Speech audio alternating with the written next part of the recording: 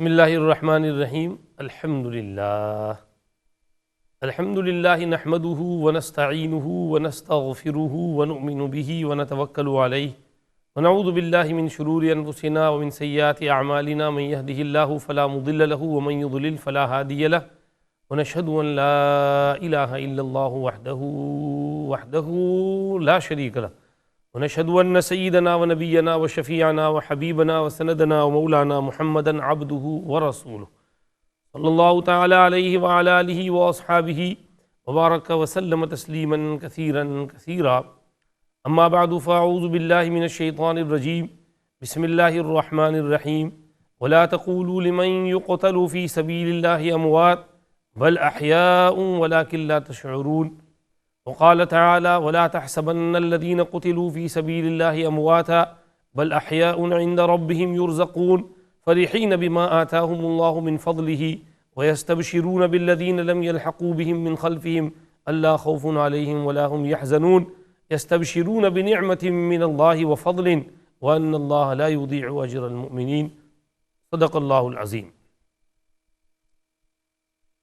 مجھے کوفہ والو مسافر نہ سمجھو، میں آیا نہیں ہوں بلایا گیا ہوں، کہ مہماں بنا کر ستایا گیا ہوں، میں رویا نہیں ہوں رلایا گیا ہوں۔ خیمہ جلایا ساما بھی لوٹا، غنچہ بھی ٹوٹا گلستان بھی چھوٹا، بہشت بری میں مکاں بن رہا ہے، میں اجڑا نہیں ہوں بسایا گیا ہوں۔ خدا جانے کیسی ہے یہ میزبانی، 72 پیاسوں کا ہے بند پانی، مقدر میں ہے جام کوثر کا پینا، میں پیاسا نہیں ہوں پلایا گیا ہوں۔ جھکا تھا جو سر بارگاہ خدا میں، جھکا تھا جو سر بارگاہ خدا میں، وہی سر قلم ہو گیا کربلا میں۔ شہادت کی منزل کو پایا ہے میں نے، شہادت کی منزل کو پایا ہے میں مردہ نہیں ہوں جلایا گیا ہوں۔ میرے واجب الاحترام دوستوں بزرگوں، آج کی یہ نشست ہماری ماں اور بہنوں، آج کی ہماری یہ نشست شہید کربلا حضرت سیدنا حسین ابن علی ابن ابی طالب کرم اللہ وجہہ رضی اللہ عنہ کے خراج عقیدت میں منعقد ہو رہی ہے۔ حضرت سیدنا حسین رضی اللہ عنہ نبی کریم صلی اللہ علیہ وسلم کے بہت چہیتے محبوب پیارے نواسے ہیں۔ پہلے میں آپ کی خدمت میں ذرا ان کی مختصر سیرت اور سوانح عمری پیش کرتا ہوں، اس کے بعد شہادت کا قصہ ہم سن لیں گے۔ حضرت سیدنا حسین رضی اللہ عنہ کے نانا، دونوں جہان کے سردار تاجدار مدینہ محمد مصطفیٰ احمد مجتبیٰ رحمۃ للعالمین شفیع المذنبین خاتم النبیین سید الاولین والآخرین امام المتقین آقائے نامدار تاجدار مدینہ محمد مجتبیٰ احمد مصطفیٰ صلی اللہ علیہ وسلم وشرف وکرم ہیں۔ آپ سے بہتر نانا جان کس کو ملیں گے؟ دنیا میں کوئی انسان ایسا نہیں ہوگا جس کو ایسے اچھے نانا جان ملے ہوں۔ آپ کی نانی اماں حضرت خدیجۃ الکبریٰ الطاہرہ السیدہ رضی اللہ عنہا ام المؤمنین رضی اللہ عنہا وارضاہا ہیں۔ آپ کی والدہ ماجدہ سیدۃ نساء اہل الجنہ رسول کریم صلی اللہ علیہ وسلم کی دختر نیک اختر لخت جگر فاطمۃ الزہراء رضی اللہ عنہا وارضاہا ہیں، جو اپنے والد کی بالکل شبیہ تھیں، حتیٰ کہ چال چلن میں بھی اپنے والد سے مشابہت رکھتی تھیں۔ نبی کریم صلی اللہ علیہ وسلم کو اپنی صاحبزادیوں میں سب سے زیادہ محبت اپنی اس منجلی صاحبزادی سے تھی، اور آپ صلی اللہ علیہ وسلم کی وفات کے وقت حضرت فاطمہ رضی اللہ عنہا ہی اس دنیا میں ابھی حیات تھیں۔ باقی صاحبزادیاں آپ صلی اللہ علیہ وسلم سے پہلے ہی اس دنیا سے پردہ فرما چکی تھیں۔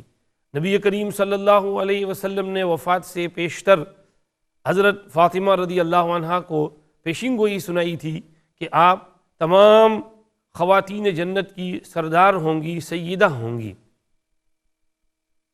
اور حضرت حسین کے والد ماجد سیدنا علی المرتضی کرم اللہ وجہہ ہیں، جو نبی کریم صلی اللہ علیہ وسلم کے چچا ابو طالب کے بیٹے ہیں۔ نبی کریم صلی اللہ علیہ وسلم کو جب اللہ نے نبی بنایا، اس وقت حضرت علی کی عمر صرف 10 برس کی تھی، اور حضرت علی حضور کریم صلی اللہ علیہ وسلم کے گھر ہی میں رہتے تھے، وہیں پلے بڑے ہوئے، کیونکہ ابو طالب کی حالت مالی اعتبار سے اتنی اچھی نہ تھی، تو آپ صلی اللہ علیہ وسلم نے حضرت علی کو اپنی تحویل میں لے لیا تھا، تو حضور کے گھر ہی میں وہ رہتے تھے، کھاتے پیتے سوتے تھے، وہیں بڑے ہوئے۔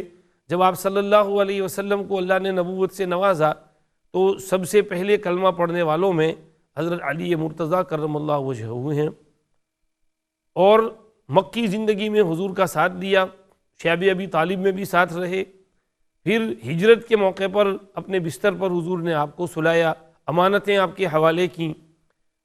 اس کے بعد جب مدینہ منورہ ہجرت کر کے آپ بھی پہنچ گئے تو تقریباً 2 سال کے عرصے کے بعد آپ صلی اللہ علیہ وسلم نے حضرت علی کا نکاح حضرت فاطمہ سے کرا دیا۔ یہ رشتہ تو طے ہو گیا تھا یہ غزوہ بدر سے پہلے سن 2 ہجری میں، اور مورخین کا بیان ہے کہ رشتہ تو رمضان سے پہلے ہو گیا تھا، بعد میں نکاح اور رخصتی وغیرہ ہوئی، تو مورخین کا بیان ہے کہ حضرت علی اور فاطمہ کا نکاح ماہ محرم میں ہوا، اور اس کا ولیمہ اور کی تیاری اور ان کے لیے رہائش گاہ کی تیاری یہ آپ صلی اللہ علیہ وسلم کے حکم پر حضرت عائشہ ام سلمہ رضی اللہ عنہا نے کی۔ حضرت عائشہ ام سلمہ فرماتی ہیں ہم نے ان کے لیے ایک گھر جو حضور نے مقرر کیا تھا اس کو تیار کیا، سب اندر ٹھیک ٹھاک کیا، ضرورت کی چیزیں رکھیں، اس کے بعد رخصتی ہوئی، ولیمہ ہوا، اور ما رأینا عرسا احسن من عرس فاطمہ رضی اللہ عنہ، ہم نے حضرت فاطمہ اور علی کی شادی سے اچھی شادی نہیں دیکھی تھی، بہترین سادگی کے ساتھ حضور نے سب کو ولیمہ بھی کھلایا اور بہت خوشی ہوئی۔ اس کے بعد آپ کے یہاں حضرت علی حضرت فاطمہ کو اللہ نے پہلا بیٹا دیا حضرت حسن رضی اللہ عنہ، اور ان کی ولادت کے تقریباً 50 روز بعد دوسرا حمل ٹھہر گیا، اور اس سے حضرت حسین رضی اللہ عنہ پیدا ہوئے۔ حضرت حسن کی ولادت سن 3 ہجری میں ہے، اور حضرت حسین کی ولادت سن 4 ہجری میں ہے۔ حضرت حسین رضی اللہ عنہ اپنے نانا کی گود میں پلے بڑے ہوئے، ہوش حواس سنبھالے، اپنے نانا جان سے حضرت حسین رضی اللہ عنہ نے کچھ حدیثیں بھی سنی۔ ان میں ایک حدیث ابن ماجہ شریف میں مسند احمد میں ہے کہ انہوں نے کہا کہ آپ صلی اللہ علیہ وسلم نے ارشاد فرمایا جب کسی انسان کو کوئی مصیبت پہنچے اور پھر وہ اس مصیبت پر صبر کرے، کچھ مدت بعد اس کو وہ مصیبت یاد آئے اور وہ پھر انا للہ و انا الیہ راجعون پڑھے، تو بھلے اس کو کتنا زمانہ کیوں نہ گزر گیا ہو، لیکن اگر وہ یاد آنے پر انا للہ پڑھے گا، صبر کرے گا، تو اللہ اس کو اس دن بھی ویسا ہی ثواب مرحمت فرمائیں گے جیسا اس مصیبت کے دن اللہ نے دیا تھا۔ یعنی پوری زندگی میں جب جب بھی وہ مصیبت یاد آتی رہے اور صبر کر کے انا للہ پڑھتا رہے تو اللہ پاک ویسا ہی ثواب جو پہلے دن ملا تھا اس کو دیتے رہیں گے۔ یہ روایت ابن ماجہ اور مسند احمد میں حضرت حسین سے منقول ہے۔ حضرت حسین رضی اللہ عنہ سے ایک اور حدیث بھی منقول ہے کہ حضور نے فرمایا من حسن اسلام المرء ترکہ ما لا یعنی ہے، انسان کے بہت اچھے مسلمان ہونے کی نشانی یہ ہے کہ وہ لایانی چیزوں کو چھوڑ دے، جن چیزوں سے اس کا لینا دینا نہیں اس کو چھوڑے رکھے۔ اس طرح انہوں نے کل چند حدیثیں حضور سے ڈائریکٹ نقل کی ہیں، یعنی حضور کی وفات کے وقت ان کی عمر کچھ 6-7 سال کی تھی، تو 6-7 سال کا بچہ کچھ چیزیں پک کرتا ہے، یاد رکھتا ہے، وہ چیزیں انہوں نے یاد رکھی تھیں، وہ ہم سے بیان کی۔ حضرت حسن سے بھی اس طرح کی کچھ روایتیں منقول ہیں۔ حضور جب اس دنیا سے پردہ فرما گئے، عہد صدیقی، عہد فاروقی، عہد عثمانی میں ان کے حالات ملتے ہیں۔ حضرت ابو بکر صدیق رضی اللہ عنہ کو بھی حسنین سے بہت محبت تھی۔ حضرت عمر فاروق رضی اللہ عنہ کا دور آتا ہے تو اس دور میں حضرت حسین رضی اللہ عنہ جوان ہو گئے تھے، 20-22 سال کے ہو گئے تھے، اور حضرت عمر رضی اللہ عنہ نے ان کی بڑی عزت کی، وقار کیا، اور حضرت عمر نے جب الاؤنس مقرر کیے اور وظیفے بنائے تو حضرت حسن اور حسین کا وظیفہ اہل بدر کے ساتھ سیم رکھا۔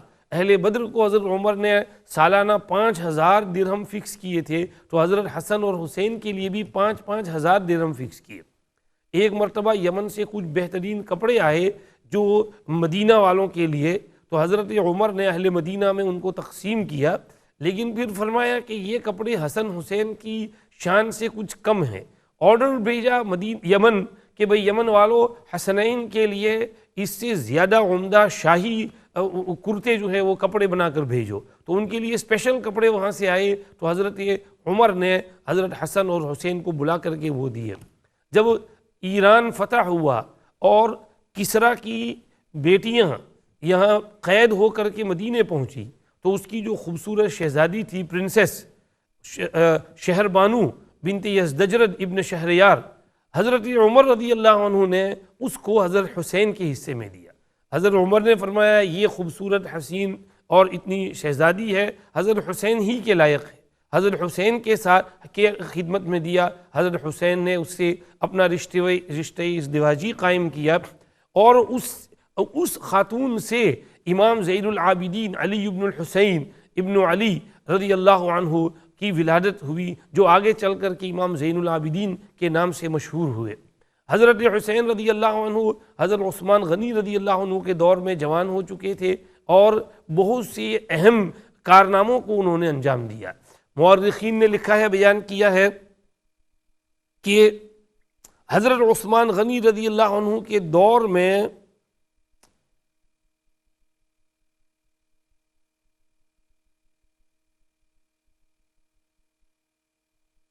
قبرستان کی فتح میں آپ شریک ہوئے،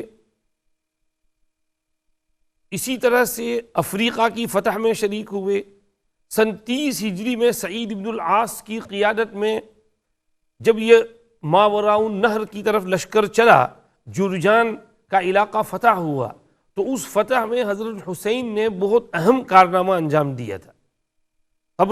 طرابلس کے معنی ٹرپلی، یہ جو ٹرپلی اور طرابلس کا ایریا ہے، اس کی فتح میں حضرت حسین کا بہت بڑا حصہ ہے۔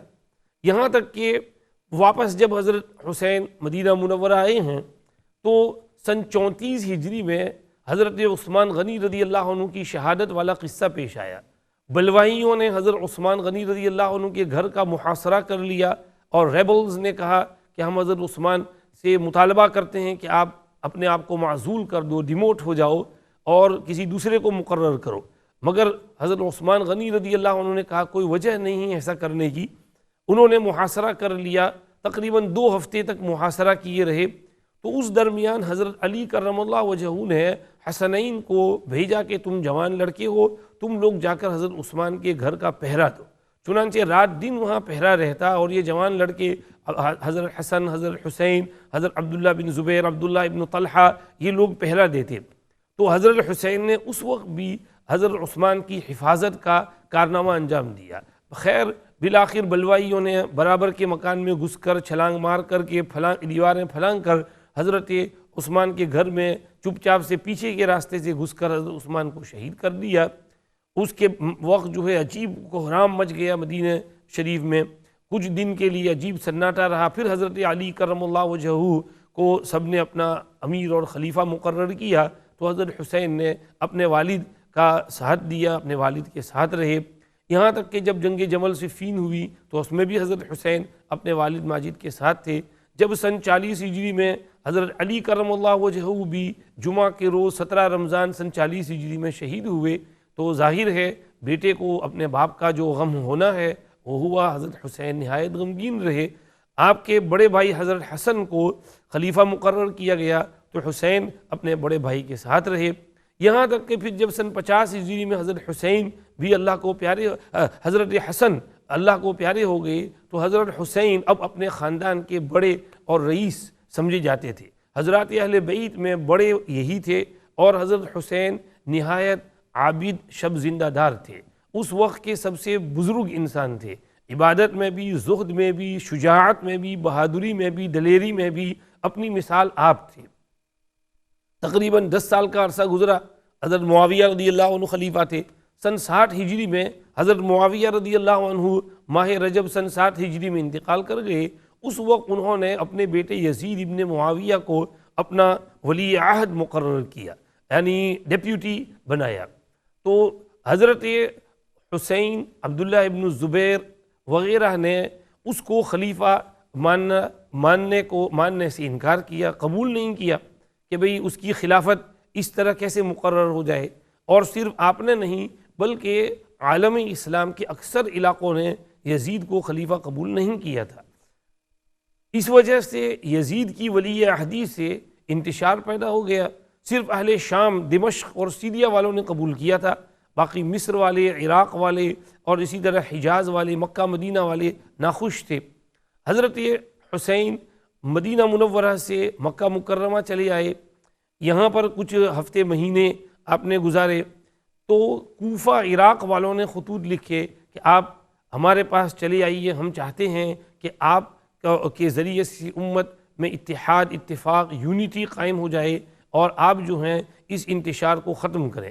حضرت حسین پہلے تو شش و پنج میں رہے، مگر ان کے تقریباً 12,000 خطوط مختلف طریقے سے آئے، تو حضرت حسین نے اپنے کزن بردر حضرت مسلم ابن عقیل رضی اللہ عنہ کو بھیجا کہ جاؤ تحقیق کرو۔ انہوں نے جا کر انویسٹیگیٹ کیا، انہوں نے وہاں سے خط بھیجا کہ ہاں یہاں پر اتنے ہزار آدمیوں نے بیعت کی آپ کے نام پر، اور وہ آپ ہی کو چاہتے ہیں، پورے شہر میں یہ اسٹریٹجک سٹی ہے کوفہ، اور یہی جو ہیں آپ کو چاہتے ہیں اور آپ کے نام کی تسبیح پڑھ رہے ہیں، تو آپ جلدی آ جائیے۔ حضرت حسین نے فیصلہ کر لیا کہ یہاں سے وہاں پہنچیں۔ صحابہ کرام نے منع کیا کہ آپ نہ جاؤ۔ عبداللہ ابن عباس نے کہا کہ میرا مشورہ ہے کہ آپ نہ جائیے، یہیں رہیے۔ دوسروں نے بھی کہا، عبداللہ ابن جعفر نے خط لکھا کہ آپ مت جاؤ، یہیں رہو، وہاں والوں کا بھروسہ نہیں، انہوں نے آپ کے والد کو بھی دھوکہ دیا تھا، آپ کو بھی دھوکہ دے سکتے ہیں۔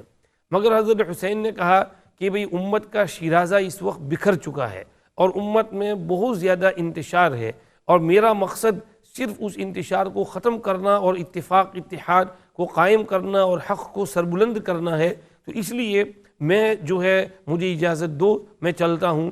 چنانچہ انہوں نے کچھ دن استخارہ بھی کیا اور دعائیں مانگیں، مکہ مکرمہ میں تھے، اور یہاں سے پھر جو ہے آپ ذوالحجہ کے شروع مہینے میں روانہ ہو گئے، تو چل دیے۔ اب چلتے چلتے راستے میں جب کافی آگے کئی دن کی مسافت طے کر لی اور کوفہ کے قریب قادسیہ میں پہنچ گئے، تو یہاں پر آپ کو خبر ملی کہ کوفہ میں حالات بدل گئے ہیں، وہاں کے امیر نعمان ابن بشیر کو یزید نے ڈیموٹ کر دیا ہے اور ان کی جگہ عبید اللہ ابن زیاد کو مقرر کر دیا ہے۔ تو عبید اللہ ابن زیاد تو بڑا خطرناک، روثلس، ظالم قسم کا انسان تھا، تو اس نے آ کر کے یہاں پر پکڑم پکڑی شروع کر دی، مار دھاڑ اپنی پولیس اور فوج، اور زبردستی لوگوں کو اپنا تابع بنایا۔ ساتھ ہی اس نے کچھ رشوتیں دیں، لالچیں دیں، اور بڑے بڑے جو رؤساء تھے ان کو اپنی طرف مائل کیا۔ تو کوفہ والوں نے سمجھیے کہ بالکل 180 ڈگریز ریورس ٹرن مار دیا، اور حضرت حسین کا ساتھ دینے کے بجائے وہ جو عبید اللہ بن زیاد کے ساتھی تھے ان کے ساتھ ہو لیا۔ یہاں پر سوال پیدا ہوتا ہے کہ بلانے والے کون تھے، پھر ساتھ چھوڑنے والے کون تھے؟ حضرت مولانا امین صفدر اکاڑوی صاحب یہاں بیان کرتے ہیں کہ یہ وہی لوگ ہیں جو حب رسول کا دعویٰ کرتے ہیں، اپنے آپ کو شیعان علی کہتے ہیں، جنہوں نے یہ دعویٰ کیا کہ بھئی آپ آئیے اور ہم مدد کریں گے، آخر میں انہوں نے ہی حضرت حسین کا ساتھ چھوڑا۔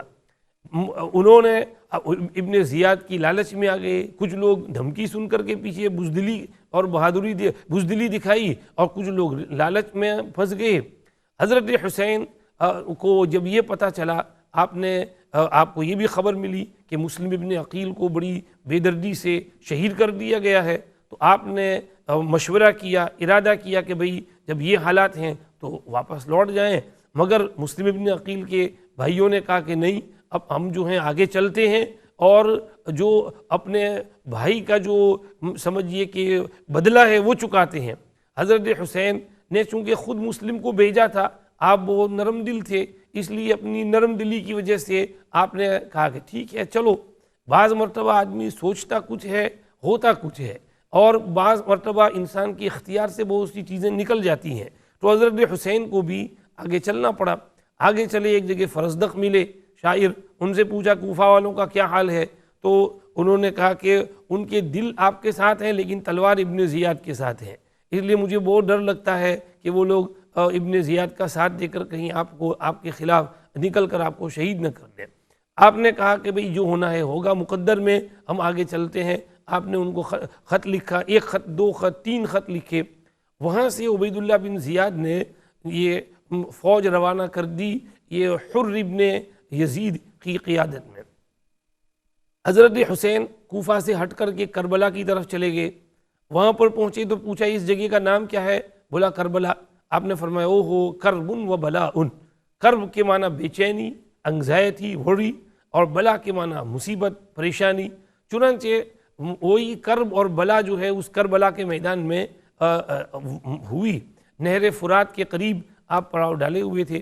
جب حضرت علی کرم اللہ وجہہ ایک مرتبہ اس سمجھیے نہر فرات کے آس پاس سے گزرے تھے، حضرت حسین بھی ساتھ تھے، تو حضرت علی نے اس وقت ایک روایت میں ہے پیشین گوئی کر دی تھی، ابو عبداللہ، یہ حضرت حسین کی کنیت تھی کہ ابو عبداللہ یہ نہر فرات کے کنارے پر ہی تم کو شہید کیا جائے گا۔ اور حضرت علی جانتے تھے، حضور پاک صلی اللہ علیہ وسلم کو بھی پتا تھا کہ میرا نواسہ شہید ہونے والا ہے، لیکن شہادت جو ہے اس سے ہم کبھی ڈرتے نہیں، گھبراتے نہیں ہیں۔ شہادت ہے مطلوب مقصود مومن، نہ مال غنیمت نہ کشور کشائی، یہ کسی نے کہا ہے۔ تو حضرات ہم ہماری ہسٹری دیکھیں تو شہادت سے بھری ہوئی ہے۔ حضرت عمر شہید، حضرت عثمان شہید، حضرت علی شہید، اور اسی طرح سے آپ لیتے جائیے کتنے صحابہ شہید ہوئے راہ خدا میں، اور سمجھیے کہ یہ تو سلسلہ ایک چلا آ رہا ہے۔ حضرت حسین کو بھی پتا تھا کہ بھئی حق کو غلبہ کرنے کے لیے، غالب کرنے کے لیے محنت تو کرنی پڑتی ہے، اور ہم نکلے ہیں حق کے لیے تو حق پر ڈٹے رہیں گے۔ چنانچہ حضرت حسین رضی اللہ عنہ جس ارادے سے چلے تھے کہ وہاں والوں میں اتفاق، اتحاد پیدا کریں اور انتشار امت سے ختم کریں، اور اس نیت سے آپ آگے بڑھتے رہے یہاں تک کہ اس میدان میں پہنچے۔ اب حر ابن یزید جو ہے لشکر لے کر آئے 4000۔ انہوں نے کہا کہ ابھی اس وقت بھی معاملہ درست ہو سکتا ہے، آپ چل دیجئے، چلی جائیے، مگر حضرت حسین رضی اللہ عنہ نے کہا نہیں، مجھے کوفہ ہی لے چلو اور وہاں پر جو سمجھیے ہونا ہوگا۔ لیکن ابن زیاد نے ادھر سے حکم بھیجا، عمر ابن سعد کو قائد بنا کر بھیجا تھا، ان کو حکم بھیجا کہ بھئی جلدی سے حسین کا کام تمام کرو۔ انہوں نے ذرا پسو پیش کی تو دوسرا بھیج دیا، تیسرا، اور پھر اور آدمی، اور شمر ذی الجوشن اور سنان ابن ابی سنان اور ایسے خبیث باغیوں کو بھیجا۔ انہوں نے یہ آ کر کے پہلے تو انہوں نے حضرت حسین اور ان کے ساتھ جو ان کے گھر والے، فیملی ممبرز اور دوست احباب تھے، تو ان سب کا گھیراؤ کر لیا، پانی بند کر دیا۔ 3 دن تک پانی کا ایک قطرہ بھی پاس پہنچنے نہیں دیا۔ بچے پیاسے مر رہے ہیں، عورتیں پیاسی مر رہی ہیں، مگر ان بے درد ظالموں کو ذرا بھی رحم نہیں آیا۔ یہ سمجھیے کہ نماز کا وقت ہوتا تو ادھر آتے، نماز پڑھتے حضرت حسین کے پیچھے، لیکن پھر فوج میں ادھر چلے جاتے۔ اور اب انہوں نے دیکھا کہ مسئلہ یہ ہو رہا ہے، ابن زیاد آرڈر پہ آرڈر بھیج رہا ہے، گھیراؤ کر لیا، حملہ کر دیا۔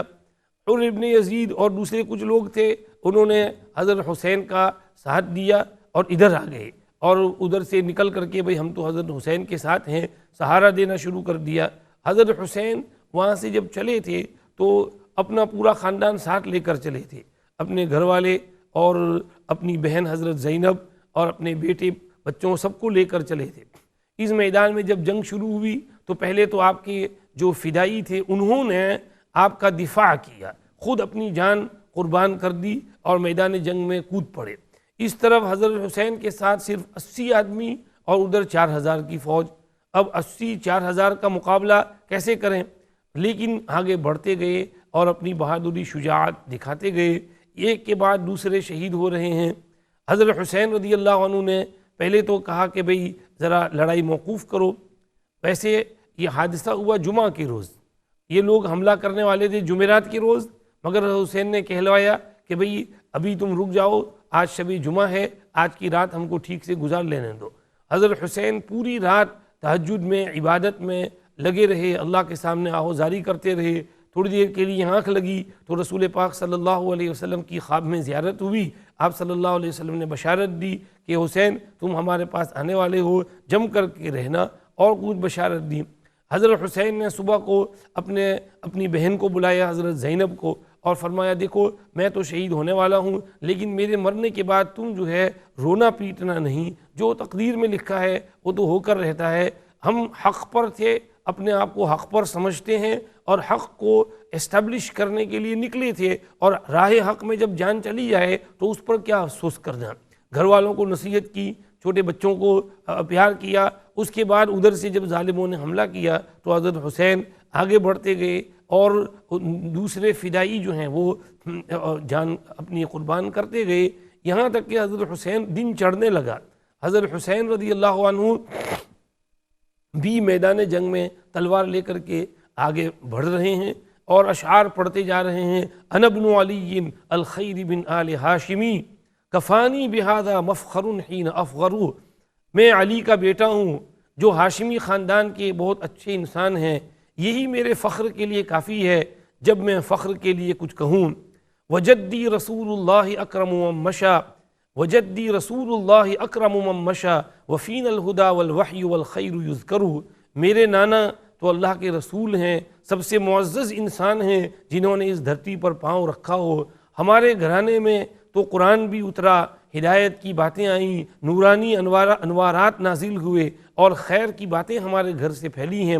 وفاطمۃ امی سلالۃ احمد وعمی یدعی ذی الجناحین جعفر، فاطمہ میری امی ہیں جو حضرت محمد صلی اللہ علیہ وسلم کی صاحبزادی ہیں، اور میرے چچا دو پر والے جعفر طیار ہیں جو حضرت جنگ موتا میں شہید ہوئے تھے اور دونوں ہاتھ ان کے کٹ گئے تھے۔ حضور نے فرمایا تھا اللہ نے جنت میں ان کو 2 ونگز دے دیے جس سے وہ جنت میں اڑتے ہیں، اس لیے فرمایا کہ ذوالجناحین جعفر طیار میرے چچا ہیں۔ یہ اشعار پڑھتے ہوئے آپ میدان جنگ میں اپنا دفاع کر رہے تھے، اپنے گھر والوں کا دفاع کر رہے تھے۔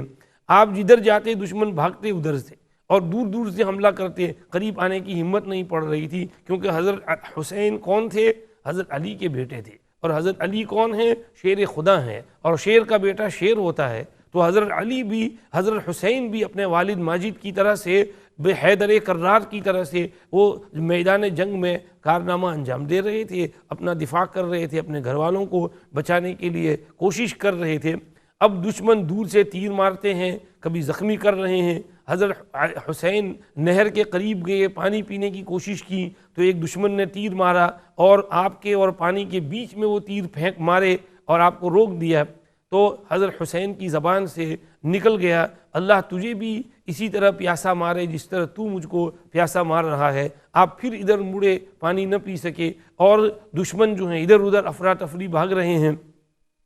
بالآخر یہ شمر ذی الجوشن، سنان ابن ابی سنان، ان لوگوں نے یکبارگی حملہ کر دیا، اور اس حملے میں آپ زخمی بھی تھے، پہلے سے تیروں کے ذریعے زخمی تھے، خون آلود تھے، اور اس حملے میں آپ پر وار کیا اور آپ کا سر آپ کے جسم سے الگ کر دیا۔ اور پھر یہ جو خبیث ظالم تھے اتنے بے درد کہ وہ لاش کو روندا اور پونڈا، اور ایک خبیث نے آپ کے سر مبارک کو بالوں سے پکڑا اور لے کر کے گھوڑے پر ادھر ادھر گھوما، اور وہ شور مچا رہا جنگلی جانور کی طرح سے، اور پتہ نہیں کیا بے ادبی اور بے حرمتیاں کی۔ اور ادھر جو ہے حضرت حسین کے ساتھ آپ کے کچھ گھر والے اور آپ کے بھائی اور بھتیجے جو ساتھ آئے ہوئے تھے وہ بھی شہید ہوئے۔ آپ کے بیٹوں میں حضرت امام زین العابدین، یہ ابھی کم سن تھے، میدان میں آ تو سکتے تھے لیکن بیمار تھے، اس لیے صاحب فراش تھے۔ دشمنوں نے ان کو بھی شہید کرنے کی کوشش کی، مگر حضرت زینب بنت علی رضی اللہ عنہا جو حضرت حسین کی چھوٹی بہن ہیں، وہ بیچ میں آڑ بن گئی، اور انہوں نے کہا کہ اس بچے کو تو رہنے دو ظالموں، اس نے کیا بگاڑا ہے تمہارا؟ تو حضرت امام زین العابدین کی جان بچ گئی۔ آخر انہوں نے جو بے حرمتی ان لاشوں کی کرنی تھی ابن زیاد کے حکم پر، وہ تو انہوں نے بے حرمتی بے ادبی کی، اور اس کے بعد ان سب کو حراست میں لیا اور ان کو یہاں پہنچایا کوفہ۔ جب کوفہ آئے ہیں تو ابن زیاد ظالم جو ہے وہ سامنے ایک اس میں تشتری میں سر رکھا ہوا ہے، اس کے ہاتھ میں ایک لکڑی ہے، اور اس کے ذریعے سے وہ آپ کو چہرے کو چھیڑنے لگا اور کہنے لگا یہ چہرہ کتنا حسین ہے۔ ایک بوڑھے صحابی وہاں بیٹھے ہوئے تھے، ان سے دیکھا نہیں گیا، وہ اٹھ کر چل دیے، کہنے لگے ظالم ایسا نہ کر، میں نے نبی کریم صلی اللہ علیہ وسلم کو دیکھا ہے کہ ان ہونٹوں پر بوسہ دے رہے تھے، اور اب تو جو ہے انہی کے ساتھ، نواسے رسول کے ساتھ یہ کر رہا ہے۔ اندازہ لگاؤ، حضرت حسین رضی اللہ عنہ ایک مرتبہ اپنے بھائی حسن کے ساتھ اپنے گھر سے نکلے اور کرول کرتے ہوئے مسجد میں آئے، کبھی گر رہے ہیں، چل رہے ہیں، تو حضور سے ان کا گرنا چلنا دیکھا نہیں گیا، تو آپ ممبر سے نیچے اتر آئے اور ان کو اٹھا لیا اور اپنے گلے لگایا۔ ان کا اس بیبی ہونے کی حالت میں نیچے گرنا حضور سے برداشت نہیں ہوا۔ بتاؤ، جب ان کو شہید کیا گیا اور حضور کی یہاں رپورٹ پہنچا، حضور پر کیا گزری ہوگی، آپ صلی اللہ علیہ وسلم کو کتنی تکلیف ہوئی ہوگی۔ عبداللہ ابن عباس رضی اللہ عنہما کہتے ہیں کہ میں نے دوپہر کو میں تھوڑی دیر سویا ہوا تھا مکہ شریف میں قیلولہ کے ٹائم پر، تو میں نے خواب دیکھا کہ حضرت نبی کریم صلی اللہ علیہ وسلم بہت پریشان ہیں، بال بھی بکھرے ہوئے ہیں، ہاتھ میں ایک شیشی ہے، اس میں کچھ خون ہے۔ میں نے کہا یا رسول اللہ یہ کیا ہے؟ فرمایا میں شہادت حسین والی جگہ سے آ رہا ہوں، اور یہ میں نے حسین کا خون اس شیشی میں لیا ہے، قیامت کے روز میدان حشر میں اللہ کے سامنے پیش کروں گا کہ میرے نام لیواؤں نے میرے نواسے کو اس قدر قسم پرسی کے عالم میں اور بے دردی کے ساتھ، بے رحمی کے ساتھ شہید کیا۔ صرف انہی کو نہیں، خاندان کے اور کتنے افراد کو، ان کے کتنے ساتھیوں کو، 72 آدمی شہید ہوئے تھے اس میدان کربلا میں۔ اس میں اکثر حضرات اہل بیت تھے، رسول اللہ کے جگر گوشہ کی نسل سے تھے، کوئی حضرت حسن کے بیٹے تھے، کوئی حضرت حسین کے بیٹے تھے، کوئی حضرت جعفر طیار کے بیٹے تھے۔ یہ خاندان محمدی پر بہت بڑا المیہ اور بہت بڑی مصیبت اس دن سوار ہوئی، اور اس مصیبت کو ہم نہیں بھول سکتے۔ اللہ پاک شہدائے کربلا کی روحوں پر کروڑوں رحمتیں نازل فرمائے، ان کی قبروں میں ان کو سکون نصیب فرمائے۔ حضرات اہل بیت سب کی قبروں پر اللہ کروڑوں رحمتیں اور اپنی خوشیاں ان کی قبروں پر نازل فرمائے۔ شہید کا درجہ بہت بلند ہوتا ہے، یہ حضرات شہادت کے ذریعے سے بہت اونچا مقام پا گئے، ویسے ہی اونچے تھے۔ رسول اللہ صلی اللہ علیہ وسلم کے ساتھ نسبت کوئی کم نسبت ہے، اور پھر اوپر سے شہادت، اور اس طرح مظلومانہ حالت میں بے دردی اور بے رحمی کے ساتھ لوگوں نے آپ کو شہید کیا، تو درجہ بہت بلند ہے۔ قرآن ہم سے کہتا ہے وَلَا تَقُولُوا لِمَن يُقْتَلُ فِي سَبِيلِ اللَّهِ أَمْوَاتٌ، راہ خدا میں جو شہید ہو جائے اس کو مردہ نہ کہو، وہ تو زندہ ہے، تمہیں پتہ نہیں ہے۔ بل احیاء ولکن لا تشعرون۔ ایک اور جگہ اللہ کہتے ہیں ولا تحسبن الذین قتلوا فی سبیل اللہ امواتا، شہید کو یہ نہ کہو کہ وہ مرا ہوا ہے، بل احیاء عند ربہم یرزقون، شہید تو رب کے پاس ہوتا ہے، رزق ملتا ہے۔ ایک حدیث کے اندر فرمایا کہ شہید کی روح آسمانوں سے اوپر اٹھائی جاتی ہے اور سبز پرندوں کے خول اور باڈی میں رکھی جاتی ہے، اور عرش الہی کے نیچے جھومر لٹکے ہوئے ہیں، وہ ان کا گھونسلہ ہوتا ہے، تو وہ اس میں رہتے ہیں، اور پھر جنت میں گھومتی ہیں وہ روحیں اور چرتی رہتی ہیں، جہاں ان کو جی چاہے اللہ کی طرف سے فری پرمیشن ہوتا ہے کہ وہ سیر کریں، گھومیں، اور جنت کے پھل فروٹ اور وہاں کے اناج اور میوے انجوائے کریں۔ اللہ نے بھی یہاں کہا بل احیاء عند ربہم یرزقون، اللہ نے فرمایا فرحین بما آتاہم اللہ من فضلہ، خوش ہوتے ہیں ان نعمتوں پر جو اللہ انہیں دیتے ہیں۔ وَيَسْتَبْشِرُونَ بِالَّذِينَ لَمْ يَلْحَقُوا بِهِم مِّنْ خَلْفِهِمْ أَلَّا خَوْفٌ عَلَيْهِمْ وَلَا هُمْ يَحْزَنُونَ يَسْتَبْشِرُونَ بِنِعْمَةٍ مِّنَ اللَّهِ وَفَضْلٍ وَأَنَّ اللَّهَ لَا يُضِيعُ أَجْرَ الْمُؤْمِنِينَ، وہ خوشی کا پیغام پہنچاتے ہیں ان لوگوں کو جو ابھی وہاں آئے نہیں ہیں کہ ہم یہاں بڑی نعمت میں ہیں، اچھی حالت میں ہیں۔ اسی لیے کہا کہ میں مردہ نہیں ہوں، جلایا گیا ہوں، میں پیاسا نہیں ہوں، پلایا گیا ہوں۔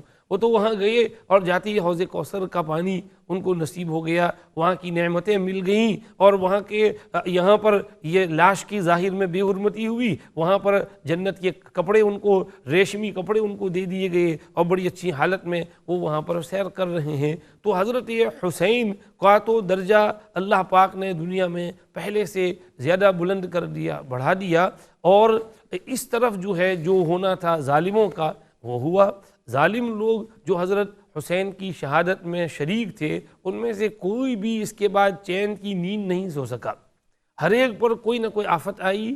وہ جو ایک آدمی تھا ابن نمیر، جس نے تیر مارے تھے اور پانی روک دیا تھا، اور حضرت حسین کی بد دعا اس کو ایسی لگی کہ وہ پیاسا جو ہے تڑپتا ہوا مرا، اس طرح کہ وہ پانی پیتا پیتا مگر اس کا پیٹ نہ بھرتا، یہاں تک کہ استسقاء کی بیماری ہو گئی، پیٹ پھول گیا اس کا پانی پیتے پیتے، اور اسی بیماری میں کچھ دن بعد انتقال ہوا۔ دوسرے لوگ کچھ نہ کچھ آفت کے اندر سال پورا ہونے سے پہلے سمجھ ختم ہو گئے۔ ایک جگہ حضرت مفتی شفیع صاحب رحمۃ اللہ علیہ، شہید کربلا، اپنی بہت اچھی کتاب ہے، چھوٹا سا رسالہ ہے، بڑا عجیب ہے، اس میں حضرت لکھتے ہیں کہ کچھ لوگ بیٹھے ہوئے تھے تو ان میں چرچا ہوا کہ بھئی حضرت حسین کو شہید کرنے والی فوج میں سے کسی کا بھلا نہیں ہوا، سبھی دکھ میں پریشانی میں ہوئے۔ تو ان میں سے ایک شخص بولا کہ میں بھی ان میں شامل تھا، مجھ پر تو کوئی آفت نہیں آئی۔ اس نے ایسا کہا، اتنا کہہ کر کے تو ساتھیوں سے اٹھ کر کے وہ کچھ چراغ سمجھیے کہ جلانے یا گل کرنے کے لیے اٹھا، تو چراغ کو وہ ٹھیک ٹھاک کر رہا تھا کہ اتنے میں وہ آگ جو ہے اس کی داڑھی کو لگی، اور اس سے داڑھی اور کپڑا اور سب کچھ جلا، اور وہیں جل کے راکھ ہو کر بھسم ہو گیا۔ تو یہ سمجھیے کہ ان پر آفتیں اتریں اور ختم ہوئے۔ یہ جو ابن زیاد تھا، اس کا بھی انجام برا ہوا۔ اس وقت تو بڑے دندناتے ہوئے اس نے ظالمانہ انداز میں حضرت حسین کو شہید کیا، مگر پورے 6 سال بعد اس کا بھی یہی حشر ہوا۔ مختار ابن ابی عبید ثقفی، یہ حضرات اہل بیت کی طرف سے کھڑا ہوا، اور اس نے کوفہ اور اس علاقے کے اوپر قبضہ کیا، اور ابن زیاد کو پکڑوایا، اور اس کے بعد ٹھیک عاشورہ میں یعنی 10 محرم میں سن 67 ہجری میں اس نے عبید اللہ بن زیاد کا سر قلم کروایا اور اپنے سامنے منگوایا۔ تو ابن زیاد بھی اس طرح سے گیا، اور اسی طرح سے جو اس کا جو ابن زیاد تو گورنر تھا، اور اس وقت امیر اور بادشاہ جو تھا وہ یزید ابن معاویہ تھا، یزید کا بھی حشر یہی ہوا۔ یزید بھی سن 61 ہجری میں خلیفہ بنا، اور اس وقت بہت کم سن تھا، 33-34 سال کی اس کی عمر تھی، سمجھتا تھا میں ابھی میرے والد معاویہ کی طرح سے 30-40 سال تک خلیفہ رہوں گا، لیکن 3 سال ہی کے اندر رجب سن 64 ہجری میں وہ بھی ایک دم سے ہلاک ہوا، اور اس کی خبر جو ہے پورے عالم میں پھیل گئی کہ یزید گیا اور ختم ہوا۔ تو حضرت حسین رضی اللہ عنہ کو میدان کربلا میں شہید کرنے والوں کا دنیا میں تو یہ حشر ہو گیا۔ اب قیامت میں جو حشر ہوگا، میدان حشر میں رسول اللہ کو کیا منہ دکھائیں گے؟ کوفہ میں ایک محدث رہتے تھے، ابو عثمان النہدی، عبد الرحمن ابن مل ان کا نام ہے، بہت معمر تھے، مخضرمین میں سے تھے۔ انہوں نے زمانے جاہلیت کو بھی پایا، لیکن وہ چونکہ ایسی جگہ رہتے تھے جہاں سے مدینے نہیں پہنچ پائے تھے، اس لیے صحابیت کا شرف حاصل نہ کر سکے، صحابی نہیں بنے، کبار تابعین میں سے ہیں، بہت بڑے محدث ہیں، بخاری مسلم میں ان کی حدیثیں آتی ہیں۔ تو ابو عثمان النہدی کوفہ میں رہتے تھے، جب وہاں یہ حادثہ ہوا اور وہاں والوں نے شہید کر دیا، تو یہ کہنے لگے کہ میں ایسے شہر میں رہ نہیں سکتا جہاں والوں نے نواسے رسول کو شہید کیا ہو، اور وہاں سے وہ چل دیے، بصرہ موو ہو گئے۔ کہنے لگے کہ اگر میں حضرت حسین کے قتل کرنے والوں میں ہوتا اور میں جنت میں گیا بھی، تو بھی مجھے رسول اللہ کو منہ دکھاتے ہوئے شرم آتی کہ میں کیسے منہ دکھاؤں جب ان کے نواسے کے ساتھ میں نے یہ بے رحمی کی ہو۔ تو الحمدللہ ہمارے اہل سنت میں سے کسی نے بھی حضرت حسین کی شہادت میں حصہ نہیں لیا۔ یہ محدثین، یہ ہمارے بڑے بڑے علماء، یہ سب جانتے تھے کہ یہ غلط تھا۔ شہید کرنے والے کون تھے؟ وہی جنہوں نے بلایا تھا، وہی انہوں نے ہی ریورس ٹرن لیا۔ نبی کریم صلی اللہ علیہ وسلم نے ارشاد فرمایا ہے، لیس منا من ضرب الخدود وشق الجیوب ودعا بدعوى الجاہلیہ۔ بخاری اور مسلم میں یہ حدیث ہے، جو آدمی کسی مصیبت پر اپنے گھال پیٹے اور اپنے کپڑے چاک کر دے اور پھاڑ دے اور چیخے اور چلائے تو وہ ہم میں سے نہیں ہے، وہ کوئی اور ہے۔ ایک یہ ہے کہ بھئی واقعی غم میں، افسوس میں آنسو بہہ پڑیں اور آدمی ایموشنل ہو جائے، یہ تو کنٹرول سے باہر ہے۔ یہ تو اللہ کے نبی صلی اللہ علیہ وسلم کو بھی ایسا ہوا تھا۔ حضرت ابراہیم آپ کے صاحبزادے کی لاش اور چھوٹے بیبی کی باڈی آپ کے ہاتھ میں ہے اور وہ جھانکونی کے عالم میں ہے اور وہ روح نکل رہی ہے، تو وہ چونکہ شیک ہو رہے ہیں، حضور سے دیکھا نہیں گیا ان کی تکلیف، تو حضور کی آنکھ سے آنسو بہنے لگے، ٹپ ٹپ ٹپ ٹپ ٹپ حضور رو رہے ہیں اور داڑھی مبارک بھیگ گئی۔ تو وہاں ایک صحابی نے پوچھا یا رسول اللہ آپ بھی روتے ہیں؟